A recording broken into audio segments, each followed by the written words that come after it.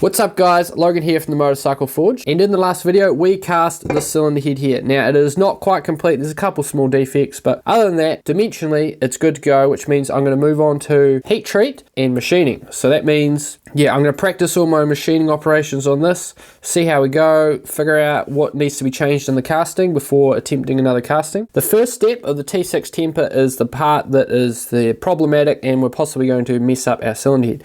So we need to have this at 530 degrees for an extended period of time, like 6-7 hours. The problem is radiant heat. So because I have an electric kiln, there's no fan in it, so essentially the heat in it can be uneven. And so you think about it, there'll be parts of it like this where it's hot, and there'll be parts of it where it's a little bit cold. And so what we can do is we can put a steel shell over it, and then this will get really hot unevenly, but hopefully the air inside this should be relatively even and keep our cylinder head unsmushed.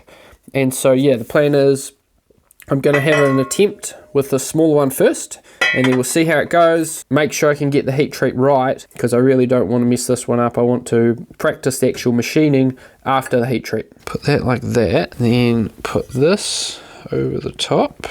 So crank up the kiln and see if we can get it to sit at 530 reliably without melting the head. So as you can see, the kiln is sitting at a nice pretty 529 degrees.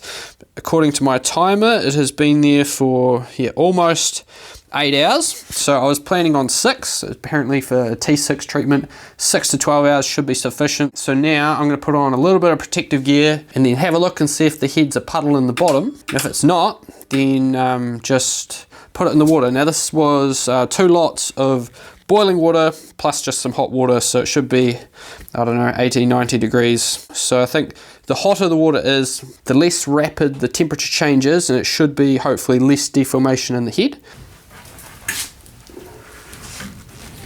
So far so good.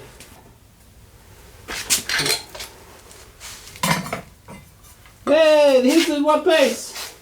That was easy. I don't know what the internet's on about. Here we go.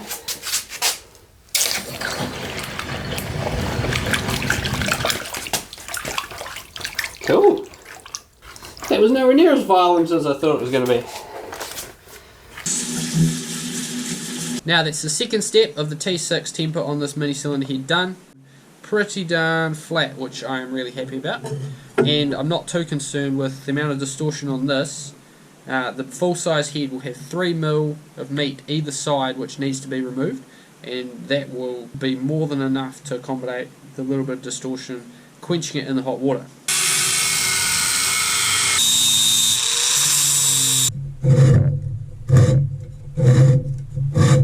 And with that, I have cut off the gating system off the bottom. I have cleaned up the surfaces where they join as well. Now my theory behind this is when I've got it in the kiln and it's quite hot up to that 530, I want it to be supported evenly. I don't want any sort of uneven pressure, because when it's that hot and that possibly soft, it could easily deform just under its own weight. So I want it evenly supported. Now I just got to make a quick box, put over it, and just like that I have myself a heat treat box. Even made myself a nice wee handle, so now I can protect the cylinder head from that radiant heat. And now I'm going to go chuck these in the kiln, get it cranking up, and yeah, so we can hopefully quench this later on today.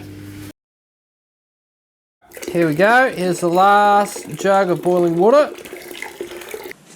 There we go.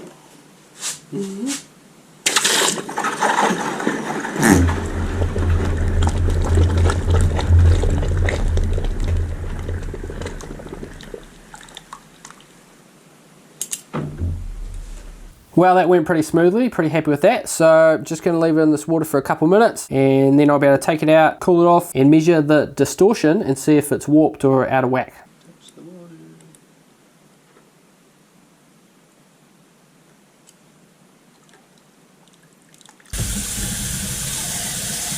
And I'm pretty happy with how this has turned out. It even has a lovely artificial aged patina to it now. And yeah, the only thing I noticed is there's a bit of a dish, well, a lot of a dish in the cam chain gallery.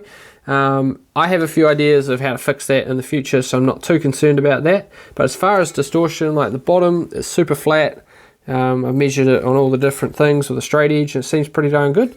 So I'm happy with that. And yeah, so now I've just got to do the last step, which is the artificial aging. So I've got to put this in the kiln, have it at 154 degrees Celsius, and I've got to monitor it and just have it in there for about 4 hours, and then I'll artificially age it, and then I should be able to take it out, let it cool down, and it should be ready for machining.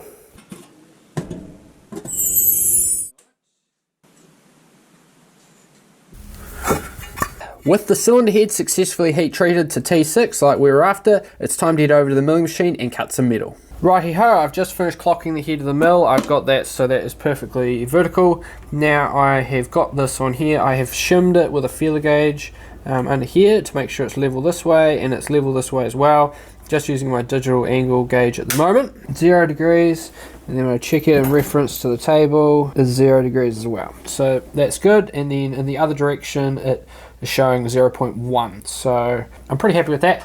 So now, yeah, it's pretty tight, and I've got my supervisor here who is keeping an eye on things, and yeah, time to start cutting some metal.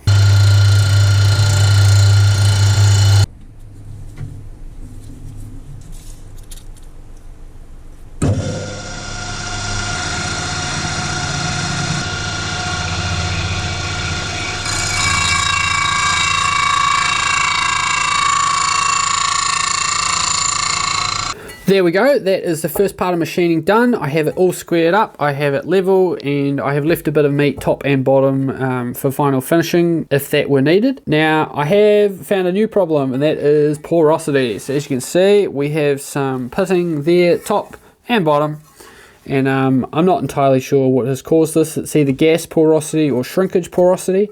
So I've got a guy at the foundry which I'm going to go see, and he'll be able to give me an insight onto why this is happening and how to fix it in the future. Because on the next attempt on this head, I am wanting to have all these little issues that I'm finding so far with this sorted, so that there's no issues and it's smooth sailing and I can have a usable cylinder head. And if this sort of thing is right up your alley, then you should definitely check out this video here, which is this video where I actually cast the cylinder head. And on that note, this has been Logan from the Motorcycle Forge. I hope you enjoyed, and I'll catch you next time.